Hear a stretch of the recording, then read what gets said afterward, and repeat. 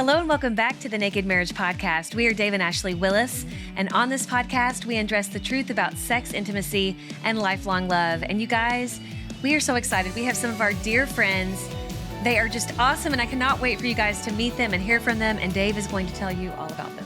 That's right. Israel and Hollie Bernal. We are thrilled to call them our friends.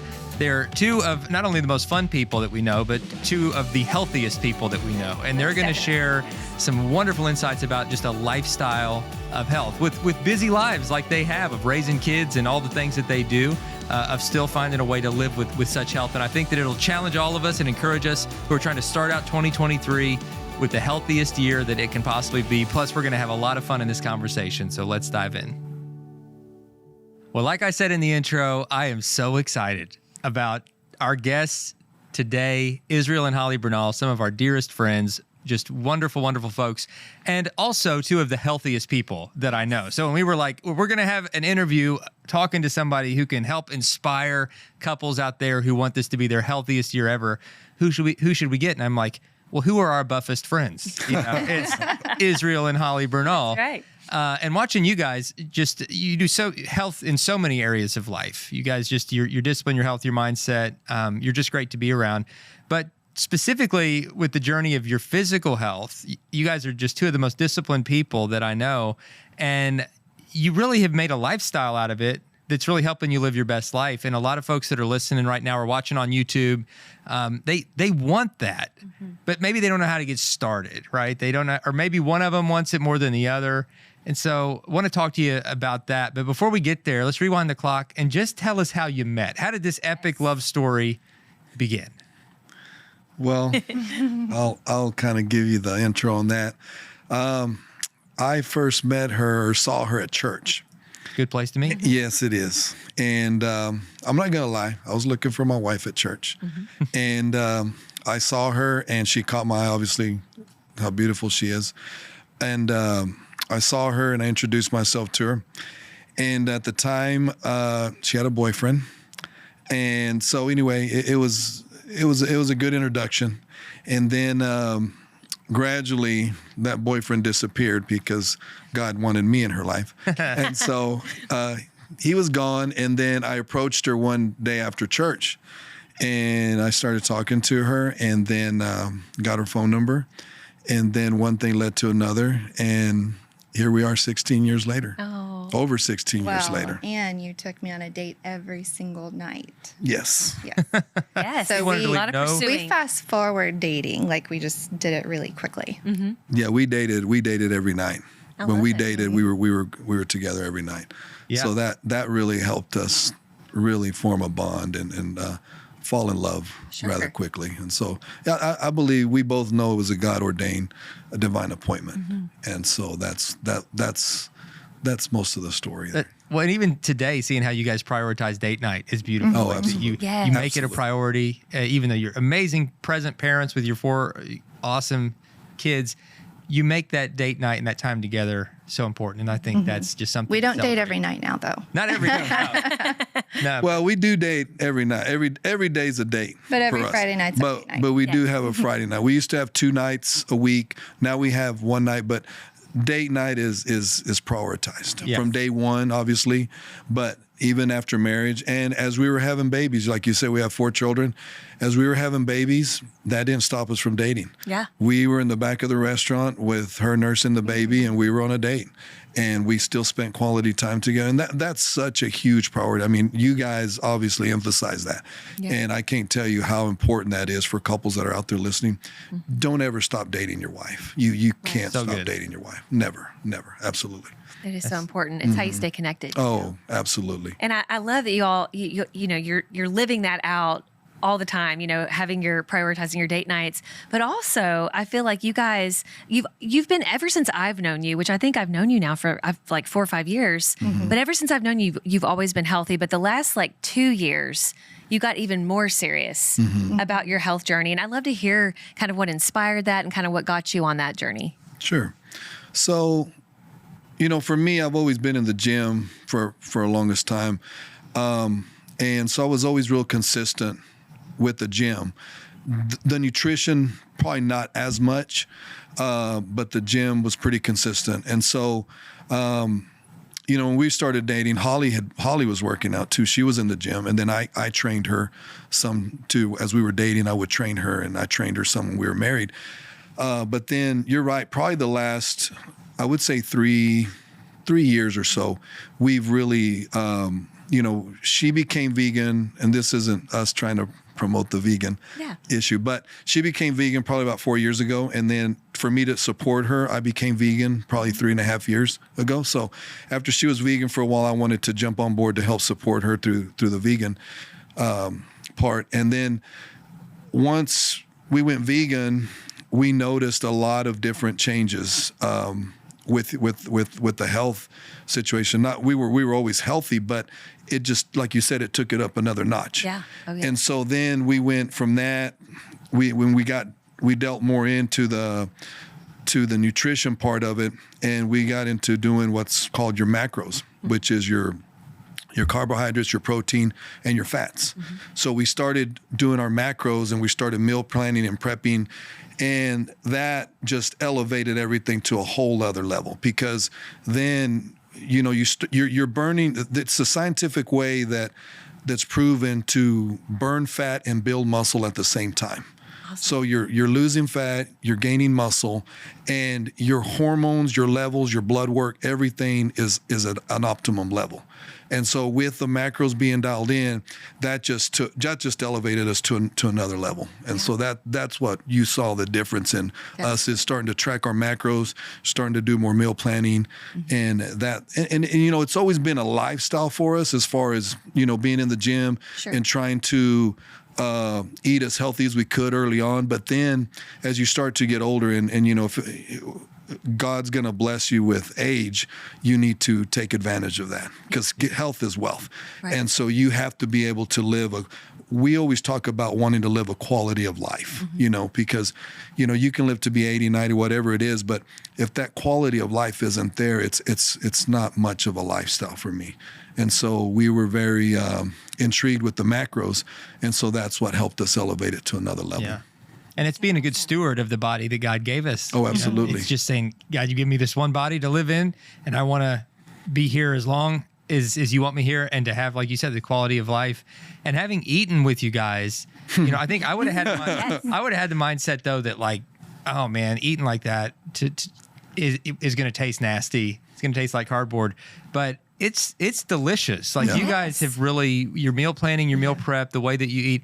So tell us a little bit about what food looks like for you, and what are some of your favorite things to eat as part of this lifestyle plan? Well, pizza's always been my favorite, but beet burgers. I mean, I eat more of a variety now than I ever did before I was vegan. People think if you eat plant-based or whatever, all you're eating is broccoli and carrots. Right. It's totally opposite. But my background with fitness, I've always been intrigued with working out and taking care of my body, but I've always had a problem with my weight growing up.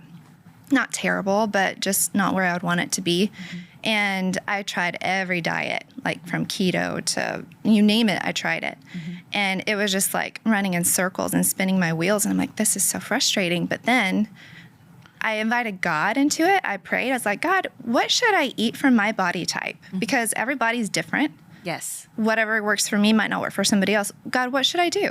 Mm-hmm. And I really believe that he led me to plant-based. It's not for everyone, but it's what worked the best for me. And I mean, 5 years ago, mid-30s, I would wake up, my feet would hit the floor, I'd have like these aches and pains everywhere. Just thought, that's normal. I might be just aging. Mm-hmm. I had digestive issues. I just wasn't feeling great. Mm-hmm. So the minute I tried the plant-based, or the next day, my feet hit the floor, like no aches, like immediately. Wow. My digestion issues went away. I'll save y'all the gross details on that. But it was just like, oh my gosh. And then ever since then, we keep we're never, we've never arrived. We keep learning like what's best for us, for our bodies, and God. And I've never been a disciplined person like he has been. Like he was out of the womb curling dumbbells. No. I can picture that. I can picture You, like doing one-arm push-ups with the diaper on. But I just ask God to give me a desire to take care of my body, give me a desire to give me discipline just to work out. And the key is just inviting God into your health and fitness, because he does care. He does want you to be healthy. Absolutely.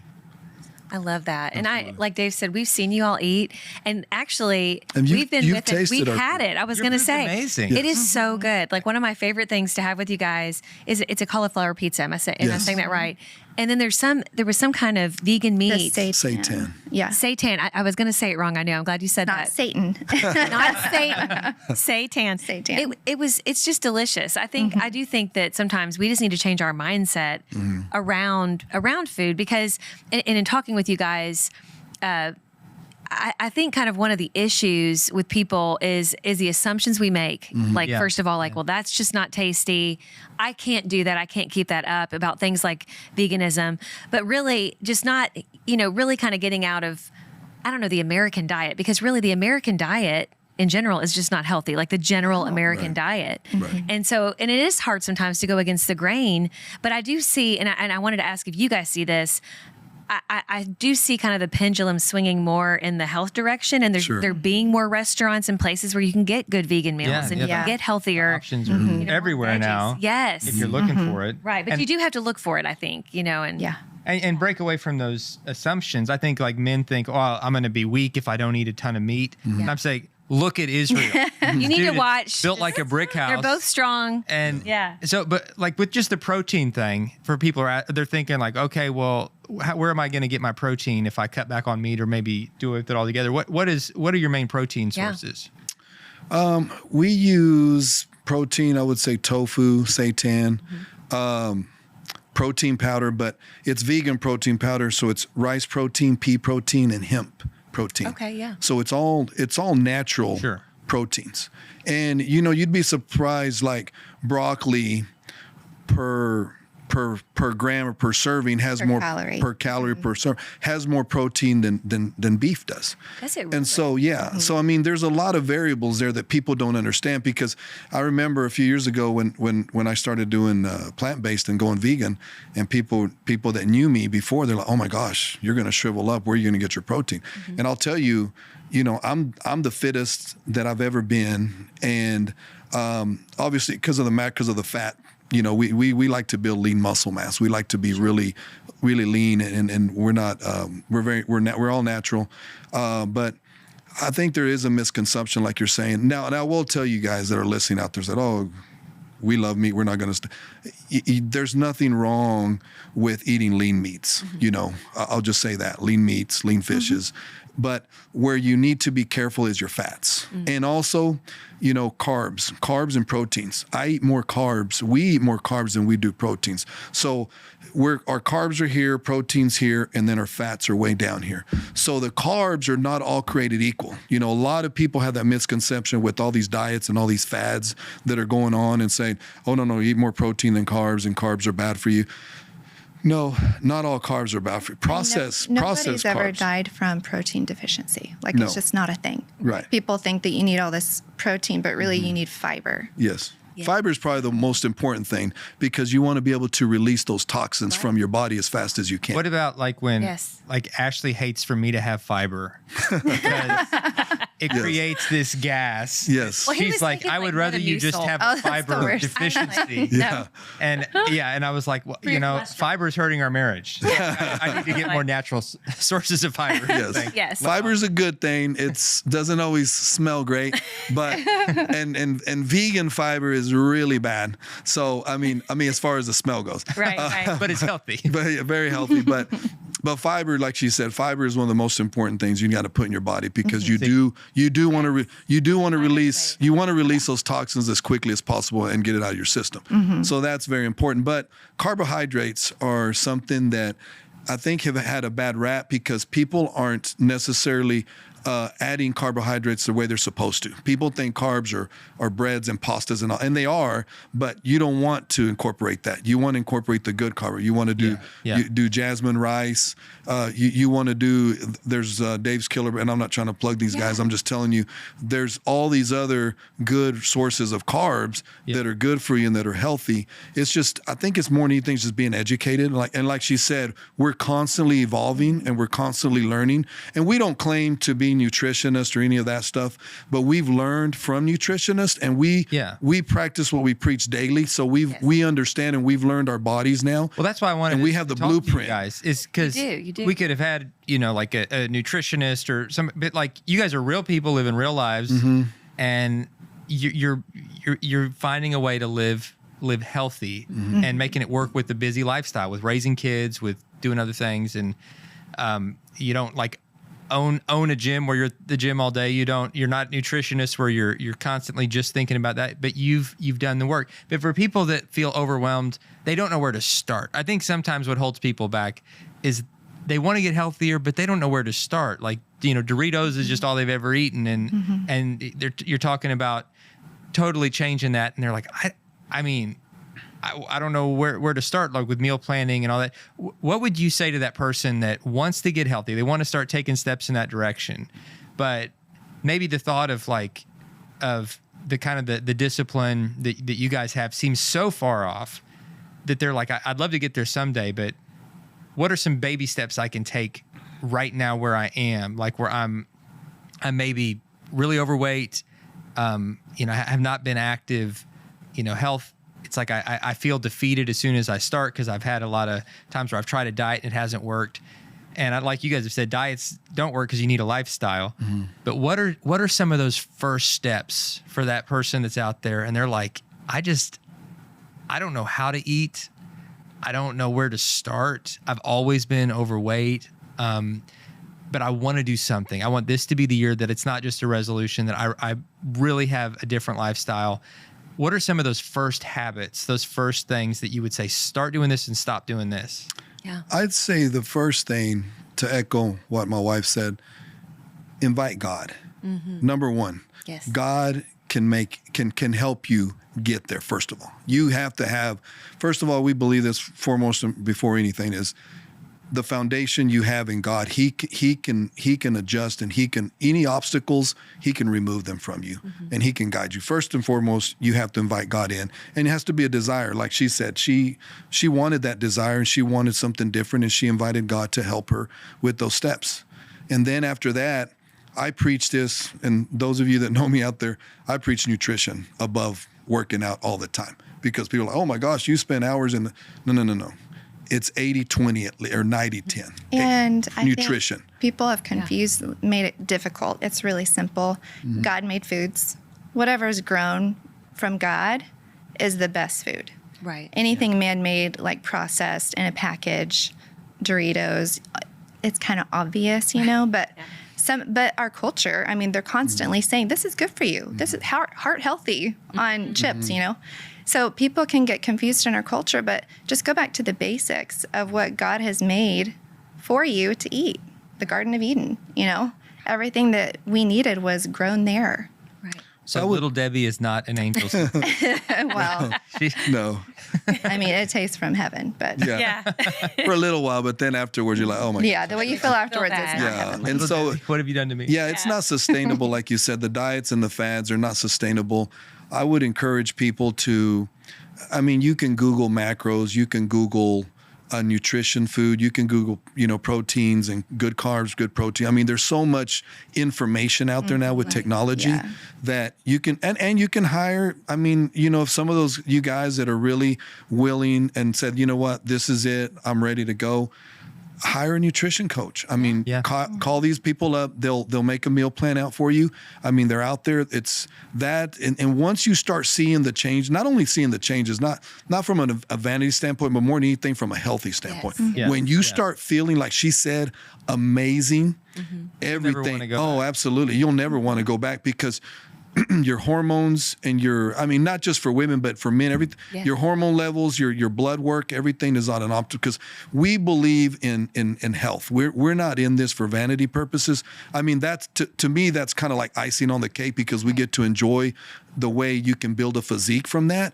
But more than anything, we love seeing our blood work. We love seeing our blood work at its optimum level. And that to us is more important, because that's really health. What's on the inside? Oh, health. absolutely. Our organs and everything. That's what we're striving for for that. Because and that's what we notice too when we know about being vegan. And I'm not trying to push veganism on anybody, but it deteriorates. The other products out there that are dairy and all these other products causes inflammation. And there's so many things that people suffer from inflammation within their organs and within their bodies, that once you start to remove a lot of these things, guys' prostates, women's, so many things, and breast cancer. And I'm not, we're not doctors. We're not doctors. We're not nutritionists, but we've seen the ramifications of that, and we understand what can happen and what it can cause. And so I would just say, use as much technology as you can. And also, I mean, guys that are out there, contact you guys, and we'll be glad to answer some questions for them and give them some information and help them, because we love what it does from a healthy standpoint. Like you said, we have 4 children at home, and so we're constantly involved with them, with activities, and we do so many things. We do everything together as a family. And plus, hey, the Naked Marriage Podcast. Thanks for the plug. Yes, the Naked Marriage Podcast. What better way to stay naked than to be healthy? Right. And so, it's a great environment to create with your spouse, because, it elevates every level of being intimate too. Yes. And so that's such a great connection to continue to have. And when you're in love, with your soulmate and your best friend, I mean, there's no substitute for that. Yeah. And when you're healthy, not only that, but you have such a clarity, a clarity. And when you're firing in all cylinders, it's just an amazing feeling. I don't want to keep talking. Yeah, we're not passionate about this at all. No. It's fine. I love it. No, I'll let my wife chime in, because she's so eloquent too with what she says. I mean, she really, and she's experienced this as well. So I'll let you chime in as well. Well, I don't even remember what the question was. Well, I'll add what steps? Okay, go ahead. Yeah, like benefit wise, like we were talking about the steps, and I think you guys, covered that. Especially, I love how you talked about reaching out to professionals. Like, I mean, that's so true. I think so many times we make it harder on ourselves because we try to just figure it out. And there are, I mean, like you said, you can Google, you can learn a lot, but sometimes it does take that professional step. And I love that you mentioned that. But I wanted to ask, you guys have talked about kind of the difference, like some of the improvements, and I would love to hear kind of, and I mean, I know some of these things, but I love our audience to hear about just the different improvements you've experienced, not only personally, but also in your marriage, kind of since you made this big change. Well, growing up in the American culture, you and I both know it's brutal on women. Oh, yeah. The vanity to look a certain way. And I mean, full transparency here, I worked out for vanity reasons for the longest time, not really realizing it.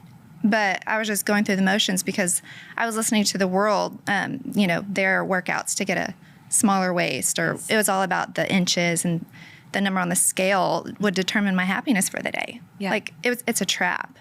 And so once I invited God into it, he literally set me free from all that. I don't weigh myself anymore. I don't care what my waist is. I don't care. He gave me the desire to be strong and healthy. And it's so liberating to be free from what the culture and the world says what health and fitness should be. Yeah. It's so liberating. And so I feel that in our marriage too. And it raises my confidence. It's godly confidence. It's not worldly confidence. Yes. Anymore. And only God can do that. That's amazing. I love that. And I know some people watching and listening are like, you don't weigh yourself. I mean, that just seems like, what? Bizarre. Well, how do you even know?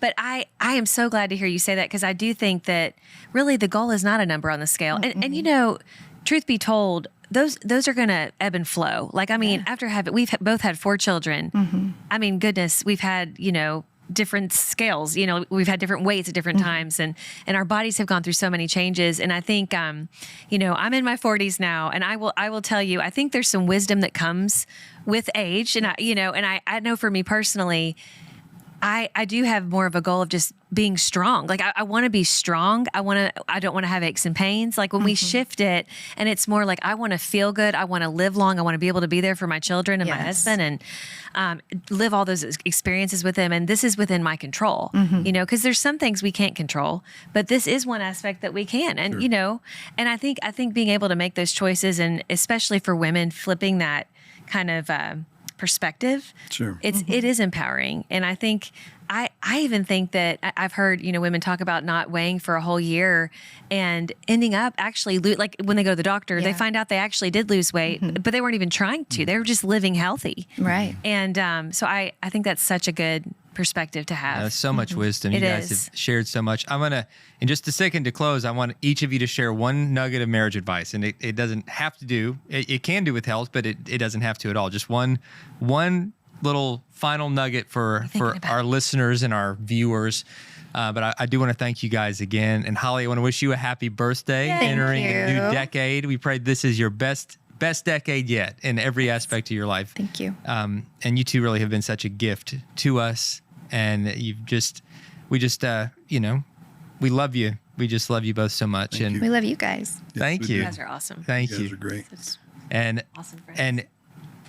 and before we wrap up, what's one nugget? Who wants to go Put too much first? pressure on you. I'll go first. I'll let her take her time to think. I mean, there's so many nuggets I could give I you, know, gosh. but I would say prioritize your spouse. I mean, you know, she's my best friend. She's my soulmate. She's what God had stored and planned for me. And, you know,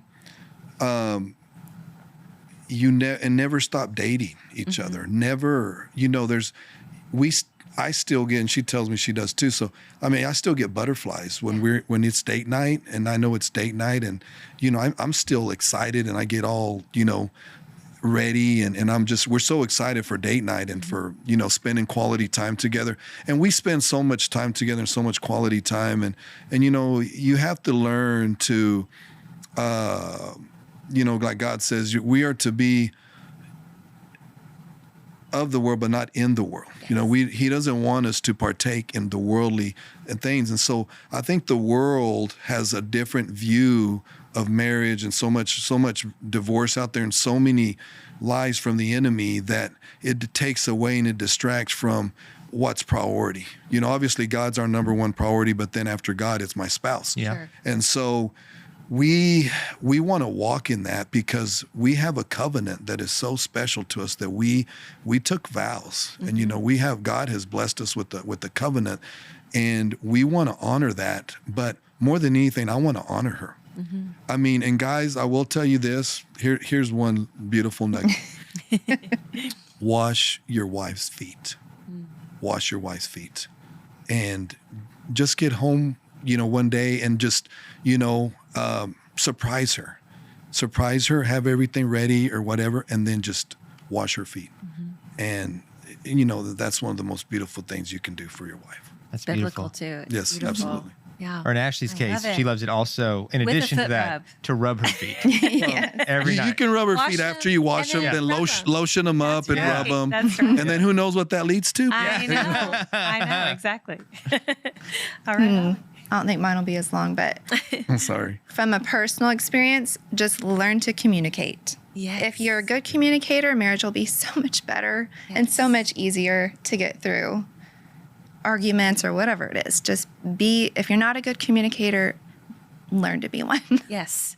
It's so wise. Absolutely. I mean, definitely. Go ahead. We just say that all the time. You know, Yes. that almost every marriage issue really at the core is a communication issue.